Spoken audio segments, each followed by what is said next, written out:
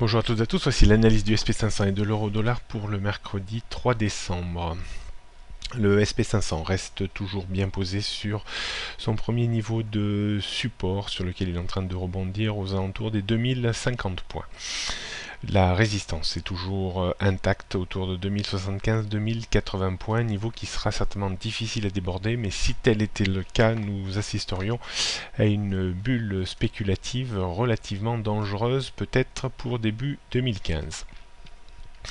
Une rupture de 2050 points entraînerait une vague de correction légitime en direction des 2000-2020 points, avec peut-être un excès vers 1965 points.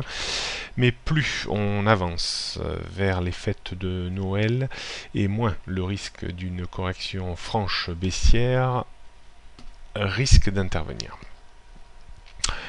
On note donc une grosse zone de résistance, 2075-2080, support 2050 avant 2020, 2000 et 1965 points. La tendance reste très haussière au-dessus de 2050 points. On a augmenté de 5 points ce niveau.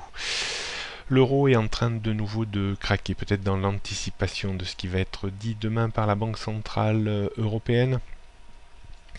La rupture du récent point bas vers 1,2360 est en train de provoquer le dernier jambage baissier que j'évoquais depuis plusieurs jours et semaines maintenant, jambage qui pourrait nous amener aux alentours des 1,20, 1,22 avant peut-être d'engager une correction technique de plus grande envergure en timing et en amplitude.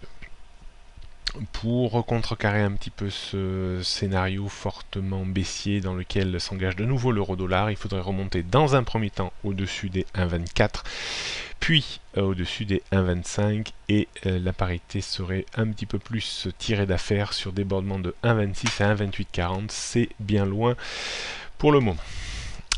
Donc résistance 1,24, 1,25, 1,2550, 1,26, 1,2840, support 1,23, 22, 1,20. Tendance reste très baissière en dessous de 1,2840. On pourrait abaisser ce niveau bientôt vers 1,26, mais pour l'instant on reste sur ce niveau.